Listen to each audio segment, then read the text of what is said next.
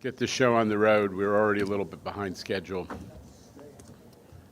And I see Deborah Greif and Ann in the house, and we can't impact on their schedules. Okay. Calling to order the May Capital Program Committee. Members of the public providing comments. Ms. Irvin. Good morning, Chair. We have 11 members of the public registered to speak today. As a reminder, we ask that all public speakers adhere to the MTA's rules of conduct and decorum.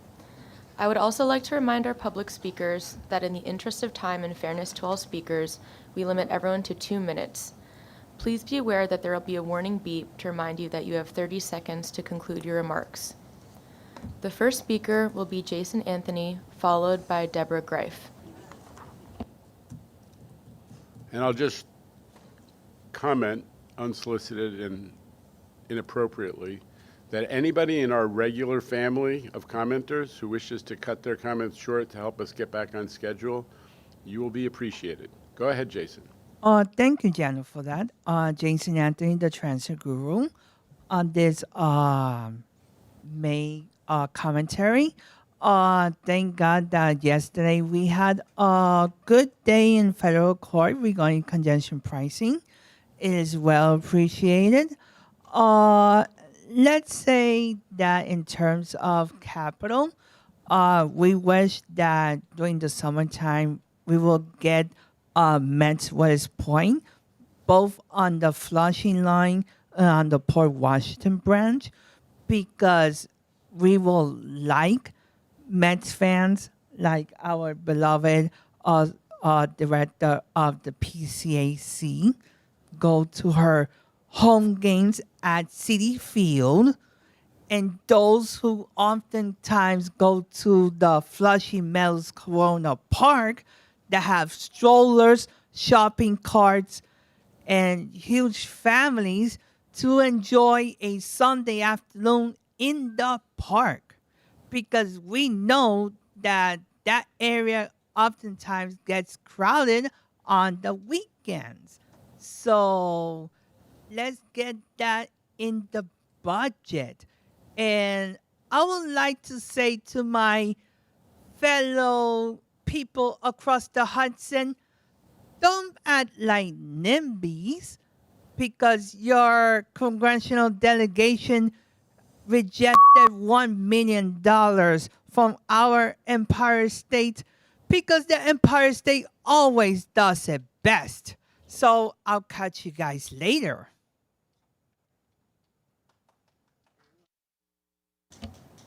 Thank you. The next speaker is Deborah Greif, followed by Christopher Greif. Good morning. And I'm going to keep it really short, and I did it the last committee. First, I want to thank you for capital funding to make the system truly accessible. And please, I would love at Met Willis Point, it's a very intricate station, but please make it really accessible with ramps as well as elevators, because it's the only way I'm going to go to Met's Willis Point is by accessory, because I am not going to expect my son, even though he's strong, to carry my walker up and down. It's not a good idea. So that's what I'm asking. And I'm really happy that a lot of our stations that we're always told no to in Brooklyn, like Brighton Beach, we're glad you put it on. So I'm making this quick and saying thank you. And I'm also thanking you from a cousin family member. Thank you.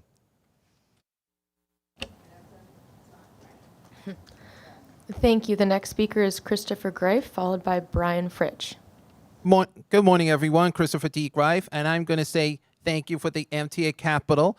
I'm really glad to see that the Capital is going through with more additional accessible stations, updating our technology to move forward. Because as I said before, we can't go backwards. We have to move forward. And the more we advocate, the more we get done. From elevators to ramps to updating our trains and buses, including in the future, we can update the reduced fare vehicle. Because as you know, they have the oldest bus in the history, and maybe it's time to update a vehicle that will be updated in the future. So I'm saying this quick, and I wish everyone have a great day. Thank you. Thank you. The next speaker is Brian Fritsch, followed by Marcel DeJean. Good morning. I'm Brian Fritsch, Associate Director of the Permanent Citizens Advisory Committee to the MTA PCAC. Over 40 years ago, then Chair Richard Ravitch introduced the first ever MTA capital plan to save regional transit from the brink of collapse. Around the same time, he also helped found PCAC to ensure riders always have a seat at the table when it comes to evaluating these plans and ensuring rider needs are first in line. The resubmission of the 25 to 29 plan makes it clear the agency has charted a course that puts reliability for riders at the top of the priority list. Getting ahead of the decay curve on power structures and maintenance facilities isn't sexy, but it's absolutely essential to getting us where we need to go. That's why we applauded the governor and state legislature for coming together with a clear funding strategy that keeps the plan intact.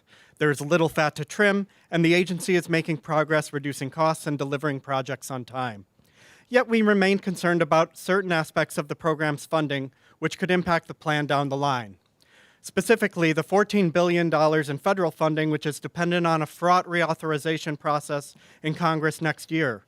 We must ensure that transportation funding levels remain steady and transit continues to get its share, albeit not really a fair share at an 80 to 20 split, of any new revenues. We look forward to learning more about how the $1.4 billion of new PMT revenues will bond to fill the roughly $34 billion hole without overburdening the agency's debt obligations or impairing future capital plans. Finally, we are eager to hear how the agency will find additional savings for the $3 billion that it is contributing to the plan without sacrificing needed projects, reducing their scopes, or swapping long-term solutions for piecemeal ones. We've cleared a lot of hurdles for capital funding over the past few months and years, giving us the resources necessary for a transit system New Yorkers can rely on. But in many ways, the hard part begins now, and we all know unexpected pauses can and do happen. Whatever happens, let's ensure riders always come first. Thank you. Thank you. The next speaker is Marcel DeJean, followed by Michael Ring. So the Omni contract, the new fare payment system, is far behind schedule, and it still has not reached the same features that MetroCard had in a longer amount of time than it took to implement the MetroCard. So you should be demanding better quality from Cubic in this contract. You should be having better software quality. There's been so many bugs with people's payments. People are getting charges delayed by 2 weeks. They have no idea whether or not they were getting the free rides after 7 days. People are confused, and people are losing confidence in the system. This OmniCard has a balance of negative $2.90. How does that happen? How is that possible? People are losing confidence in the system. You can collect that $2.90 from Cubic. Thank you. The next speaker is Michael Ring, followed by Daniel Coe. Good morning. My name is Michael Ring, and a lot of my comrades are not here right now because they're with our lawyers talking to your lawyers about the case about elevator maintenance. So I'm here, and I wanted to talk about that. Elevators are great, but if they don't work, they're not helpful. And if they're taking a year and a half to be repaired, that's exceptionally not helpful. Things could be, when the lawyers talk to each other, and I've been in that room, they go off on these irrelevant tangents about parallel bus rides and how Access-a-Ride is okay when you find out the elevator is broken. You're already in the subway system. You can't call Access-a-Ride. And especially when they get repaired, it shouldn't take longer than building the elevator in the first place. It's costing you guys tons of money. Also, your lawyers are costing you guys tons of money. Let's settle the case, and elevator maintenance could happen faster. Announcements could be made more readily. You have the ability to make it better, and let's make that happen. And you got your 50 seconds. Thank you. The next speaker is Daniel Coe, followed by Shane Kennedy. Good morning. My name's Daniel. I'm a member of the New York Alliance. I'm here to speak about an agenda item which was on the docket for the April 28th meeting, which was on the fare evasion and Omni rollouts. I'm here to speak that I'm sure, as you've heard from other people like me, that this fare evasion protocol is costing you significant goodwill with everyday riders. People are being harassed. People are being harmed by these practices. And moreover, I'm not sure if a 36% decrease in fare evasion is worth the cost of even a single guard's yearly salary at a train station. I also know that the MTA is planning to increase the fare in August from $2.90 to $3. No doubt that this fare increase is intended to cover the money that is being wasted on other aspects of the MTA's budget. But it is of the opinion of this rider, as well as other riders in the system, that not only is that fare increase unnecessary, but that there is opportunity to redirect funds that are being wasted on things like fare evasion or emergency exit doors that are a fire hazard, and redirect that money towards accessibility or towards making the fares more accessible for everyday workers. Thank you. Our next speaker is Shane Kennedy, followed by Marlo Sousville. Good morning. My name is Shane, and I'm here with the Fare Ain't Fair campaign. So while on the C line this past month, I saw an ad which read the following: Food bank for New York City, for the hustlers who skip lunch to pay for their commute. For the hustlers who skip lunch to pay for their commute. The workers who make the city run are being told that they need to skip meals to pay for their bus or subway ride to and from performing their jobs. They're being told that while acting as the backbone of the city, that they do not deserve to both eat and use public transit. There is an obvious misalignment in the distribution of funding in the city if we are made to pay beyond our means for transportation into food insecurity and draw public funds from food banks to make up for it. The clear solution is to shift funding of the MTA away from fare and towards taxation on the businesses who rely on its services to transport their workers. The money is there. Last year, the GDP of New York City was $1.8 trillion. A 0.1% tax on Wall Street exchanges alone would entirely pay for the $7 billion needed for all fares across the city. How many more years can the MTA raise the fare against an increasingly impoverished community? The cycle needs to stop. The current income threshold of the MTA's Fare New York City program is an unbelievable $22,000 a year. We demand that the MTA's Fare New York City program be expanded to include those making 400% of the federal poverty level, or $62,000 a year. This would, 1, boost ridership, 2, reduce instances of fare evasion and therefore confrontations with MTA staff and police, 3, greatly improve public sentiment of the MTA, and 4, provide necessary relief to New York City residents living through some of the worst economic conditions since the Great Depression. The MTA board cannot continue to dismiss both accounts of the harm caused by fare and suggestions for legitimate solutions as simply rhetoric. The fare ain't fair, and the poor won't pay more.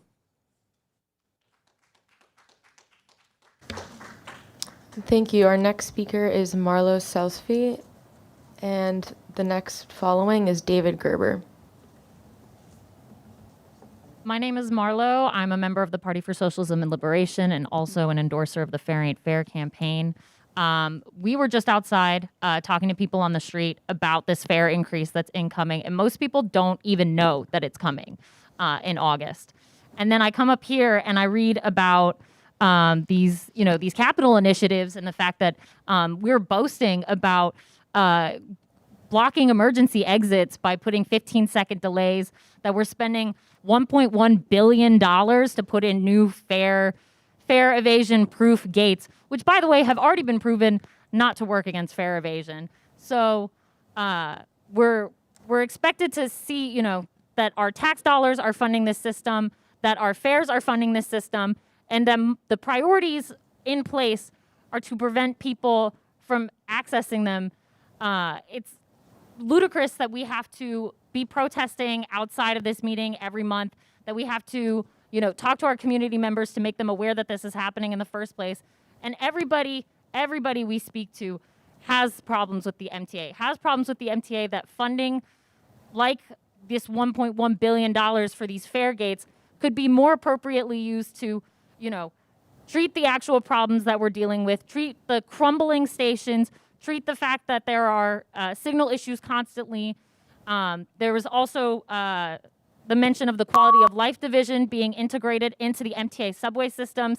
This new division is just another example of broken windows policing. It is another example of things like stop and frisk.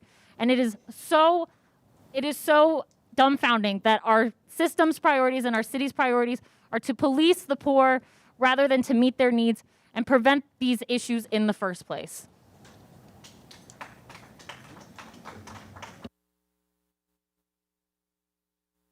Thank you. Our next speaker is David Gerber, followed by Alita Dupree.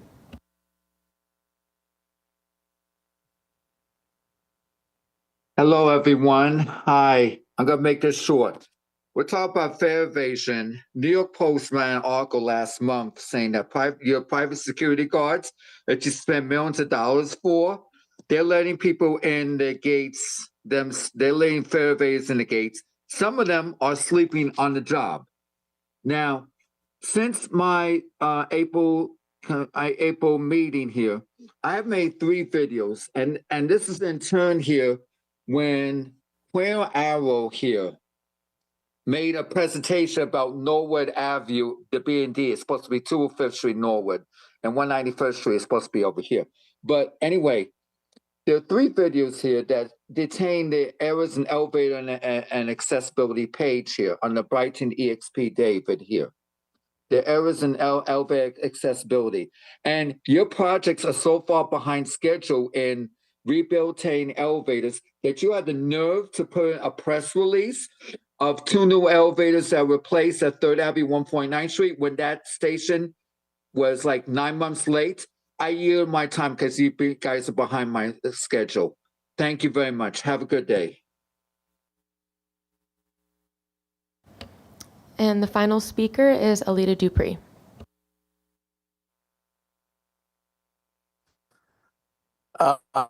Thank you. Good morning, Chair Jano, Lieber, and members. Alita Dupree, for the record sheet, her with Team Polls, going to talk about Capitol Day today. State of good repair is essential. Things that we often don't see. We have to keep working on the Grand Central Terminal train shed.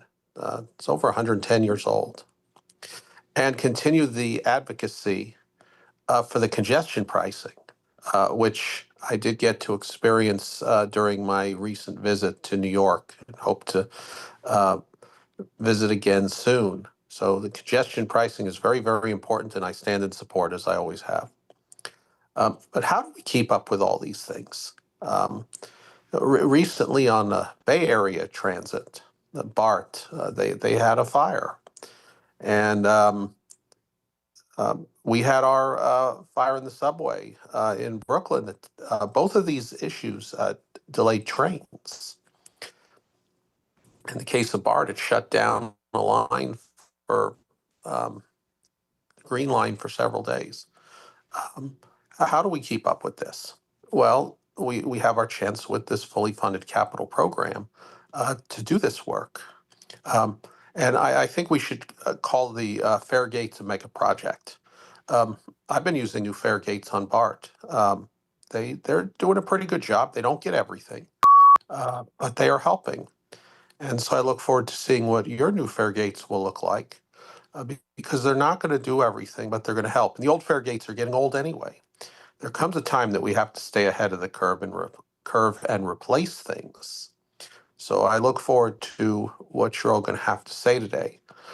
But we must never forget about the importance of capital, because it helps us to build the best system we can have. Thank you.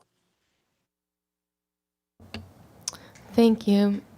Mr. Chair, that concludes our public remarks for today. Thank you to the public commenters, especially our extended family members who cut short some of their comments so we could make up some time. Just a reminder I think the board knows this, but the MTA, there was a lot of comments about fares. The MTA has been a very strong, consistent advocate for expanding the fair fares program. I always point at Mr. Jones, who's made it part of his life's work. And we've expanded, we pushed for some years now to raise the eligibility threshold. I think it's in the mid $30,000 a year, David, correct? Now, thanks to that advocacy, and although my credentials for membership in the Party of Liberation and Socialism are probably not very strong, I do hear that comment. And we will continue to advocate for the city who runs that program to raise the threshold so it can keep up with the reality of who's in the poverty category in New York City. So with that, going to do our regular business, and then we're going to hear from our capital construction and development friends. The April Joint Committee minutes have been distributed and are available on the website. Changes or comments? None from Mr. Herring, none from Mr. Albert. I declare perfection. May I have a motion to approve? Second, thank you, Dr. Rizzo. All in favor, the minutes are approved. Changes to the work plan, Mr. Torres Springer. No changes to the work plan, Chair. Okay. President's report. Thank you very much, Chair. Good morning, members of the committee.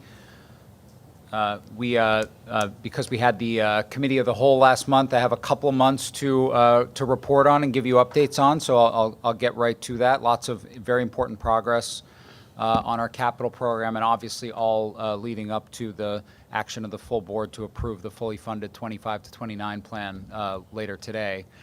On May 19th, we were thrilled to have the governor and local elected officials welcome back riders as service resumed to the Rockaways following a 17-week, 24/7 shutdown.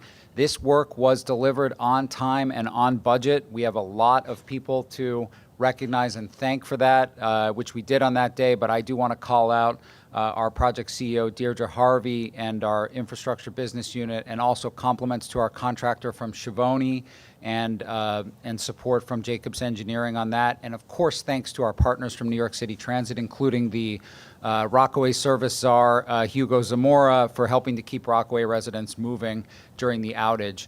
Just a couple more words on it to give you a sense of the magnitude of this project. We replaced 37 steel girders, each weighing 20,000 pounds, the concrete deck using 100 precast concrete panels to cut construction time. 1,500 feet of track and signal infrastructure were put in place, brand new, best 1,500 feet of track and signals in the 700 miles of the system at this stage. But not CBTC yet, right? Not CBTC, So not the best. Go ahead. But CBTC's in the future. 700 track ties, reconstructed more than 2,000 feet of third rail, built 900 feet of new wave barriers to protect the line from storm surges like we saw during Sandy that took service out for 9 months in 2012, 2013. We did also a full gut renovation and replacement of the electrical and mechanical systems on the South Channel Bridge. The last rehabilitation was 25 years ago, only lasted 25 years the way the old MTA did it, and this one's going to last for many decades to come. This is revitalized infrastructure. It's going to make the A train more reliable and will ensure less disruption in the event of another storm. We proactively have intervened here and planned ahead. We have, Sandy funding from the federal government, but we really have stepped up and done this in a very cost-effective way. Though the outage was disruptive, we acknowledge that. It was very well managed, and it was likely 2 months less than it would have had to be because of the way that we repackaged this project at C&D. So we're very proud of that. Just in time for Memorial Day weekend, the Babylon station was returned to full 12-car service for the summer. We're in the middle of a comprehensive rehabilitation of the station, including making it fully ADA accessible. So to accommodate increased summer ridership at the station, we completed the new western side of the platform, which you see at right, and we reconnected it with the existing eastern half of the platform that you see at left.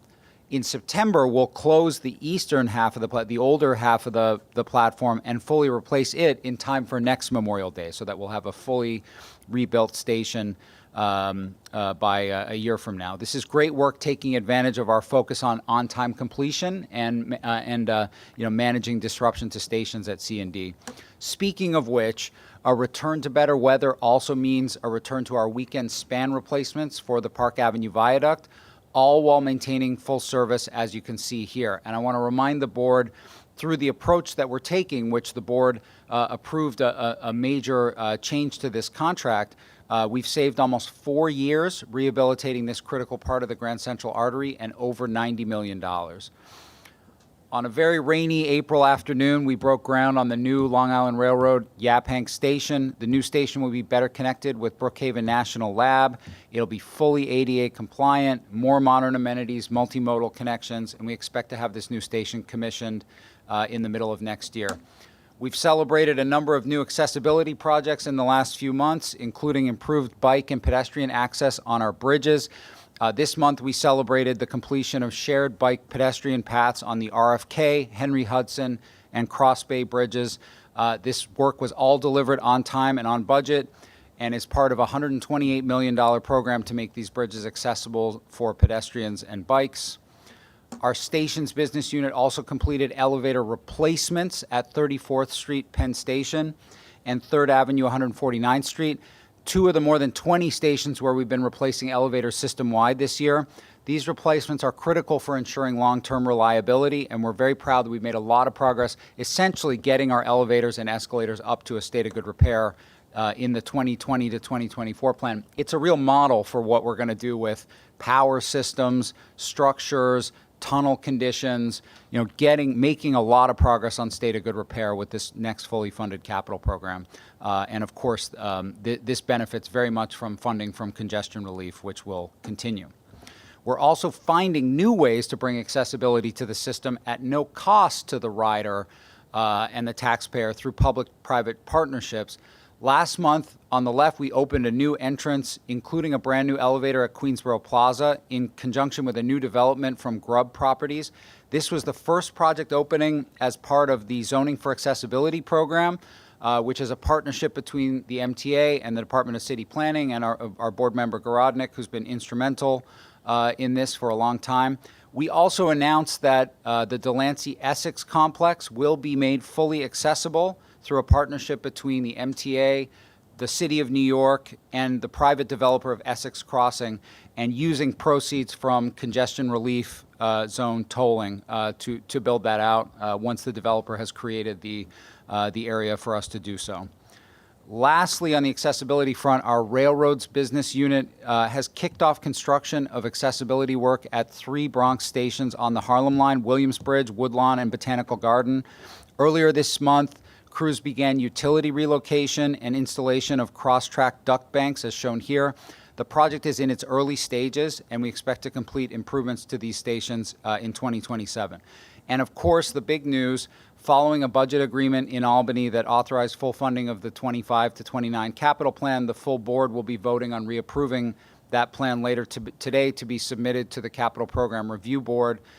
I just want to be clear, we've been advancing many projects as there is no time to waste. That includes the Fulton Liberty Line CBTC project, which is funded jointly by congestion relief funding and the 25 to 29 plan. More new bus orders, design of the IBX is advancing. Resilience of the Hudson Line is a big priority. All of that is in motion, funded by this new plan. And we've been getting organized to begin design on many billions more in projects that address critical needs immediately. In fact, nearly half of the $68 billion capital plan has now been initiated through our process at C&D, so we're getting a good jump on it. Now, if there are no questions on that, I'll hand it over to our systems business unit. Andrew? Yeah. This is all great stuff, Jamie. And Randy and I and several others went out to see the Rockaway project and how fabulous it looks. I mean, we were very impressed. The workforce was fabulous also. Where are we with the Grand Central train shed repair and restoration? Yeah, so Sector 1 is basically complete. With the exception of a small area on 47th Street adjacent to the new Chase headquarters, the street has been closed back up. It's essentially done, and then we're in discussions with the various private parties along Park Avenue that are engaged in development to ensure that we are getting the work done on the train shed as well. And we expect to have news on the next sector very soon. But we're in design for the next sector of work as well. And I just note, because it happened last night, I was at an event, and the folks who have been building a lot of Sector 1 actually approached me to say, we're ready to go, we want to do more, and how fabulous Jamie's team has been to work with. I mean, it was kind of stuff that doesn't happen much in real life. But these, you know, usually there are plenty of gripes about, you know, we're the owner in effect, and those folks were really impressed with our team's preparation. So good for you. Yeah, and that's been a real focus of the Metro North side of our railroads business unit. We've really built up professionalism there and are ready to go, and ready to go also with the next sector, which we'll have some news on very soon. We did need the funding from the 25 to 29 plan to make that work, so now we can really put that into high gear. With that, I'll hand it over to the head of our systems business unit, Barney Gray. You know, the committee is aware that we've been, you know, using the opportunity, this new dedicated agency, to really build up talent in project management and professionalism, and that includes both bringing in new talent and bringing back talent. So some of you may remember that Barney initially led our stations business unit. He's back now leading the systems business unit, and we couldn't be happier to have him bring his wealth of knowledge to this group. A refugee from Amtrak, if I'm not mistaken, yeah? Thank you, Bo. Good morning, Chair, members of the board. As Jamie said, I'm Barney Gray. I'm back at the MTA after a brief hiatus as the SVP for the Systems Business Unit. It is a pleasure to be here today, and I am excited about what lies ahead for our BU. Systems are the heart of reliable, on-time performance for us here at the MTA, and when the BU met with you last year, they charted out a path in multiple categories to continue to allow us to deliver systems projects that enable us to meet the objectives of better, faster, and cheaper. So in today's presentation, we're going to talk about what some of those systems are, who systems is, in particular, how we have evolved since our last meeting. We will look at some real projects to reflect the what and the who, to tie it all together from a practical approach, and how that correlates with the efforts from our partners in planning, as you will also hear from the Capital Strategy Planning SVP, Jessica Matthew. And then lastly, we will provide a glimpse into the future, as you will hear from Paul, the Deputy BU Lead for Systems, and some of the initiatives he has going on in his area of the business.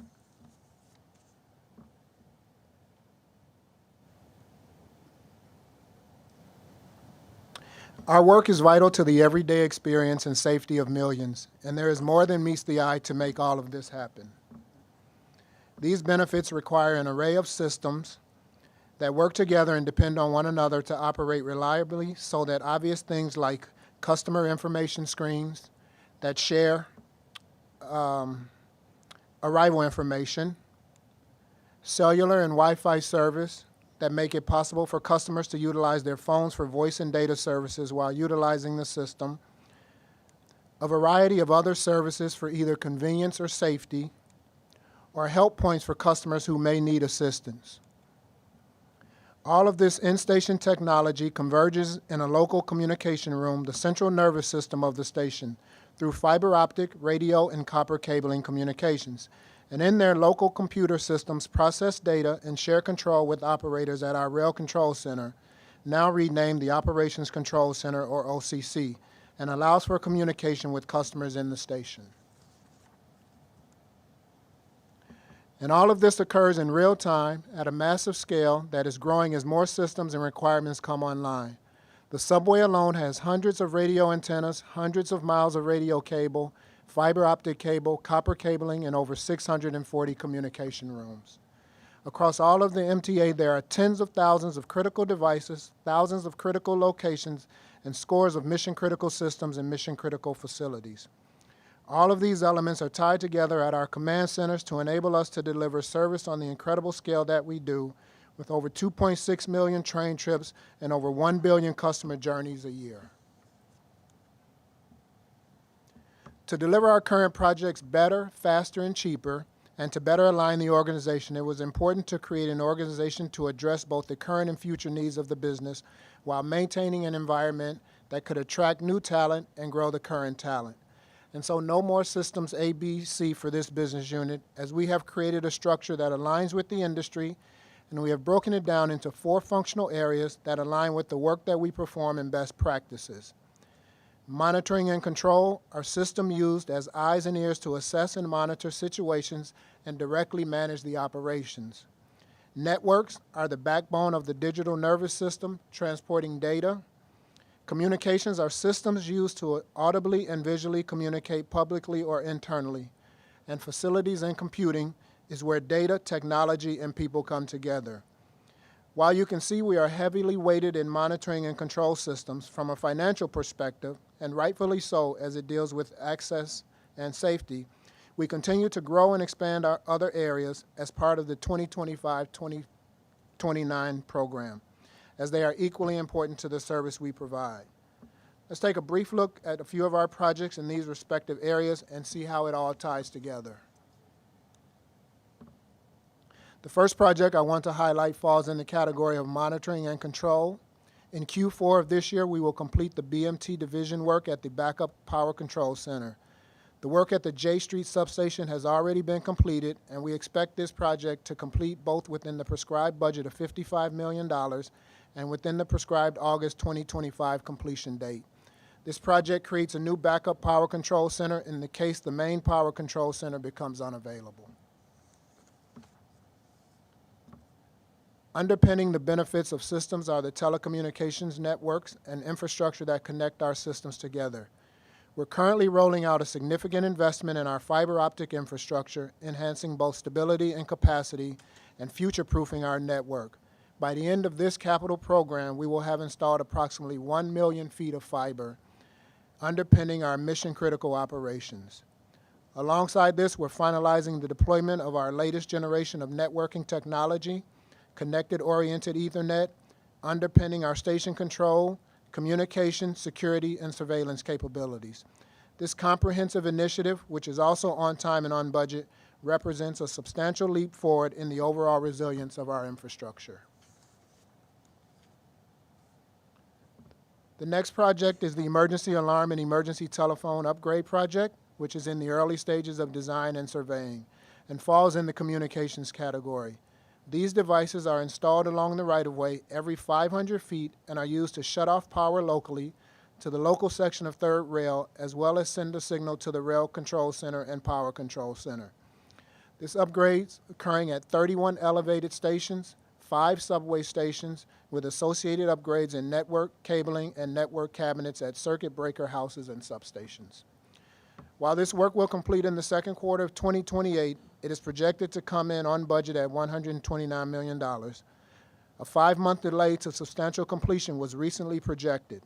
This is due to field surveys for asbestos, which will require additional planning and coordination with various members of the project team and contractor to resolve. Hey, Barney, can I interrupt 1 second? Yes, please. Does everyone understand that a lot of the emergency communication system in the tunnels is like FDR-era copper-wired rotary telephones? I mean, a little reminder of state of good, why we have to prioritize state of good repair, and this stuff is losing its capacity, it's wildly outdated, and it's a key emergency communication system, okay? So I just want to highlight that one aspect of this feature, right, Barney? Yes. That is part of this. Go ahead. Sorry, I'm interrupting you, but go ahead. This may be very late in the game, but it would be nice. I for one, as a board member, would love to see an example of not the control center itself, but like the oldest of the old. I would love to just go down and see without getting in the way of people actually doing real work. But it would be useful. Maybe you've already done this and I missed it. The long menu to choose from, we'll talk about it. Old. We got lots of that. Barney, go ahead. Thank you, Neil. Sure. I just want to point out the surveys are currently ongoing with work commencing as soon as they are deemed free of asbestos. Let's now look at the OCC. And the OCC, which falls under facilities and computing within the new structure, is the heart of the operation, providing centralized real-time information, decision-making, and service management. The OCC is staffed 24/7, 365, and knits together the performance of our signaling systems. It is a vital facility in the productivity of service and to the necessary upgrades in our capital program. Last year, we reported on major design projects to upgrade mission-critical HVAC and power systems at our Rail Control Center. And I am pleased to report that the design is substantially complete and we will soon be ready for competitive procurement. Regarding optimizing operations in the OCC, we are pleased to report that a recent request for information on potential operations management systems generated strong responses from major players in the rail industry. Building on that, we're now moving forward with a strategic planning RFP that will soon be released. This marks a key step towards harnessing new technology across the network. That's a brief look into the BU with respect to addressing our current needs, expanding and adding capacity, and also optimizing what we are doing. In terms of moving forward, our focus is not just on the systems themselves, but on how we organize and deliver our capabilities. That requires every initiative directly supports our core functions and aligns seamlessly with our partners in planning and development. With that said, I will turn it over to Jessica Matthew, SVP of Capital Strategy and CD Planning, to talk about some of the delivery and planning initiatives we are partnering on. Jessica? Thanks, Barney. I'll now give you all an overview of the system's planning initiatives that are underway. As you'll recall, in 2022, we came to the board with our public-private partnership with Bolden, formerly known as Transit Wireless, who will be providing cell service to our customers in our tunnels. As part of this deal, which C&D Planning negotiated, we expect $600 million of infrastructure investment at no cost to the MTA or our customers. And Bolden will be sharing the revenues generated from their deals with cellular providers with the MTA. It's important to note implementation is dependent on Bolden getting track access for their build-out, which we all know is tough in our subways. So we've been identifying synergies with capital projects across the system. Times Square Shuttle was the first project to be turned on last year, and this fall, 2 major projects will be completed in conjunction with other capital work. First, the Joralemon Tube, providing cell service on the 4-5 between Borough Hall and Bowling Green. And second, major segments on the G line from Court Street to Hoyt in conjunction with the Crosstown CBTC project. We've now identified a further breakthrough in our path forward by actually integrating Bolden scope into the Fulton CBTC project. And inclusion in other major projects will begin in earnest now that the 25 to 29 capital plan is ramping up. Speaking of what's in store, as part of the 25 to 29 capital plan and beyond, modernizing our customer experience is one of our central goals, and core to that is strategically investing in our systems. The $1.1 billion allocated toward modern fare gates is a prime example. These new fare gates will not only stem fare evasion, but also make our system more accessible and convenient to those with limited mobility and those traveling with luggage and strollers. As the governor announced and you heard about last month in the committee meetings, you'll start seeing these fare gates at 20 stations this year, with another 20 planned for 2026, and 110, or I should say at least 110 additional stations are planned for the remainder of the 25 to 29 capital plan. More details on specific locations will be forthcoming later this year. Another area of focus for us is better communications and stronger networks in our subway system, for which we've allocated $1.5 billion. This includes investments in our customer-facing assets like customer information screens and our public address system. It also includes security elements like centrally monitored cameras, as well as measures to improve platform safety and prevent track intrusion. The allocation will also make much needed upgrades to our back-end infrastructure and cabling that powers all of this, most notably by delivering 100 miles of newer upgraded fiber cable. I'll now turn it over to Paul Corrigan, VP of Industrial and Systems Engineering, to go into more detail. Thank you. As Barney mentioned, our BU scope, and Jessica discussed our overall program, in this final part of the presentation, I want to talk to you specifically about systems and stations and how they fit in, and I'll do it in the following 3 parts. First, you've probably seen, no doubt you've seen the countdown clocks that we have in stations. They're part of a system called PACIS, which provides real-time service and arrival information to our customers. Over the past 40 years, we've added new versions of this system in different waves, and this means that today we have multiple systems in place, some that are fully manual, like our PA0 there at the very far left, some that only show basic information like date and time, and some that are offering real-time updates. So this patchwork, it creates challenges for us from a management perspective and customer expectations, and that's why we're planning in the 2025 to 2029 capital plan to modernize and standardize customer information across the subway. It'll improve the rider experience, and it'll help us to operate more efficiently going forward. Now, customer information, it isn't just about convenience. It's essential to safely and efficiently moving people through our subway system. But today, many of our station systems are built up in layers with different technologies that are stacked over decades. On top of that, newer technologies like video analytics for crowding or intrusion detection, they add promise, but also complexity and challenge because they require more advanced hardware, data handling, and systems engineering to integrate effectively into the operation. And then behind the scenes, all of this depends on overworked comm rooms, the brain of the station. Many were built in utility closets from 30 or 40 years ago, and today these rooms are now cramped, they're hard to maintain, and they're not suited for modern power, cooling, or data needs. So we need to modernize and standardize both the front-end systems that customers see and the back-end infrastructure that they rely on. To get there, we're planning on how to leapfrog to the next generation with a better system of systems throughout the entire station environment. This includes exploring the potential of better, more consistent information displays, smarter fare gates that adjust to flows in real time, intelligent video and sensor systems to manage crowding and safety, and virtual assistants for riders and stations. It also means better integrating with our operations control centers, security command center, and frontline staff for a more connected approach. Then on the back end, we're looking at shifting away from those cluttered comm rooms to modern digital infrastructure, cleaner, lighter, and easier to manage as demands grow.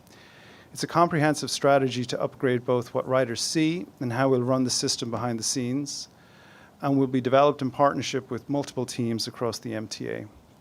And with that, I'll turn it back to Barney. Thank you, Paul. I know we've touched on a lot today, and these advancements aren't just about technology. They're about creating a safer, more efficient, and more enjoyable experience through systems for everyone who relies on our services. Our team's dedication to these projects showcase our commitment to both innovation and service excellence. I'd like to thank our partners across the MTA and beyond for their continued support and partnership. We're excited about the journey ahead, and we look forward to achieving even greater heights together and making systems cool and sexy. Thank you. Thank you. And just before we give, I really want to emphasize the last little section that we heard from Paul, we're lucky to have someone like Paul have joined us. He's a real systems engineer and a forward thinker. I mean, I always say that, if you think about the experience of using our system, it's changed so much even in the last 10 or 15 years where, you can sit in your apartment and if you live close to two different lines, you can look at the app and figure out which service is, time better, get to the station. It's accessible more and more, still work in progress, but, there's more and more accessibility, and in elevators for convenience, we'll have fare gates that make the system much more accessible while also preventing fare evasion. You can use Omni contactless tap and go to get into the system, and then when you're, down at the platform, we have the countdown clocks, we have the customer information screens. It's a totally different experience than even a decade ago, leaning over the edge of the track to see if you see the lights of a train coming.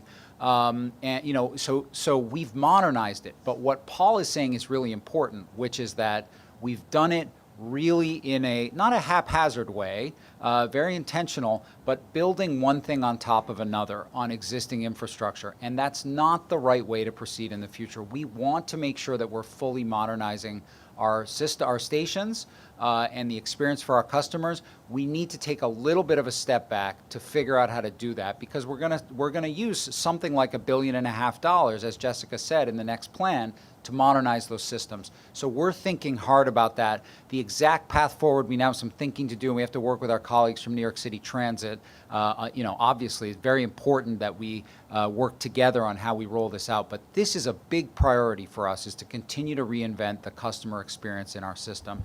And I will say, not to get lost, but Paul also mentioned that at least in one case where those, we have 75 stations where you really can't hear, the intercom very well. It's not connected back to the, to the operations control center. So that is a project that we're proceeding with now. It's funded in the current capital plan to replace those systems. The rest of it, we're going to take a step back and figure out the best approach.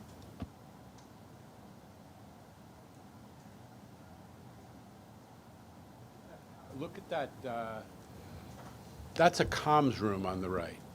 In the real world, outside of, unfortunately, what we've inherited, that room is the most important place in a business that depends on information flow and data. And we're sticking it in these places that are not properly cooled. They're frequently subject to massive water intrusion. I've been in ones where there was water ankle deep, routinely. And we're trying to run all of those systems that Barney put on that one slide through a comms room that is totally antiquated, is not climate controlled, and does not allow you to do it effectively, and is in danger always of crashing. So part of this is we just need to get a lot of this stuff out of the comms rooms and hopefully into the cloud and to other ways of managing all this data in a modern fashion. It's an incredibly important feature. Again, the word unsexy does not quite reach just how bad the experience is in those comms rooms. Andrew. I have noticed, and people have mentioned to me, the new countdown clocks in the B division stations. They are noticeable. They are much more accurate than the old ones were. And I'm wondering, is that technology coming to the A division anytime soon? So in this capital program, there is provision for the coming program, CP9. There is provision for updating the A division stations as well. Yeah. With Any PACS. time frame for that? PACS too. We haven't received the referral yet. We haven't initiated that. We do have a team working on, as Jamie said, on the PA71, and a lot of the technology that's in that PA0 project for 71 stations will be transferred to the A division as well. Yeah. And that picture that you have there is perfect to show the old technology. Yeah, and the short answer is yes. That's what we've been talking about. We have, thanks to this fully funded capital plan, we have the ability to upgrade those systems on the numbered lines, and we're taking a little bit of a moment to, while we proceed with the most in need stations, to figure out exactly what the best technology approach is. Any other questions or comments before we go to the IEC? IEC. Good morning, Mr. Chairman. Today I will provide an update on two C&D systems projects that IEC is monitoring: the emergency alarm rollout in elevated NYCT stations and connection-oriented Ethernet, or COE, Phase 3C for the subway.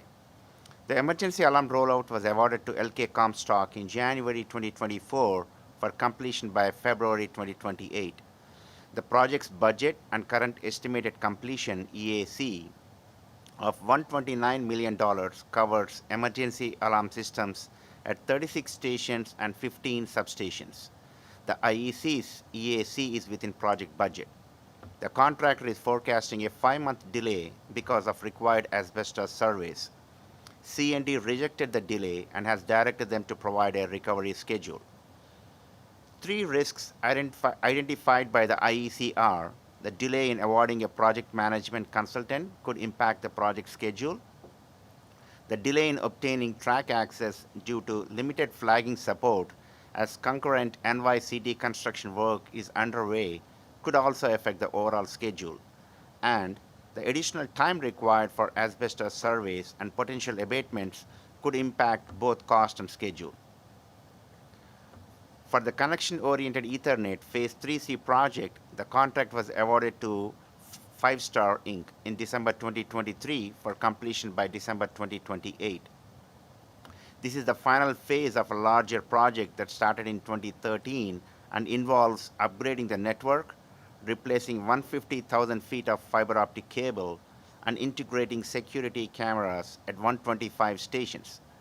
The current project budget, along with C&D and IEC estimated completion, stands at $144 million. The project remains on schedule despite 3 risks identified by the IEC: supply chain delays and long lead items, obtaining track access, and limited MTA support staff for software acceptance and systems integration testing.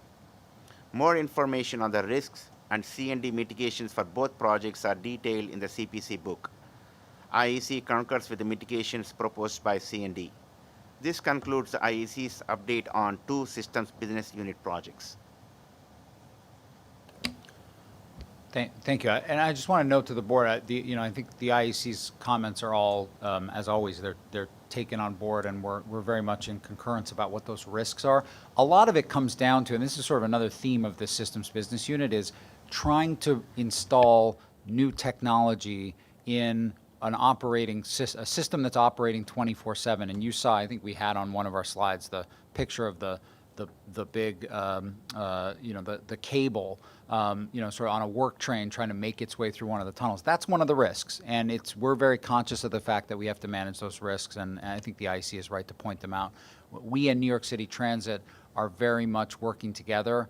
The new approach to bundling and making sure we're most efficient with our resources is really key to that, but we're confident that we're managing those risks, which is why these projects are all trending on time. Any questions for the IEC? Jamie, thank you for the clarification. With that, thank you to the IEC.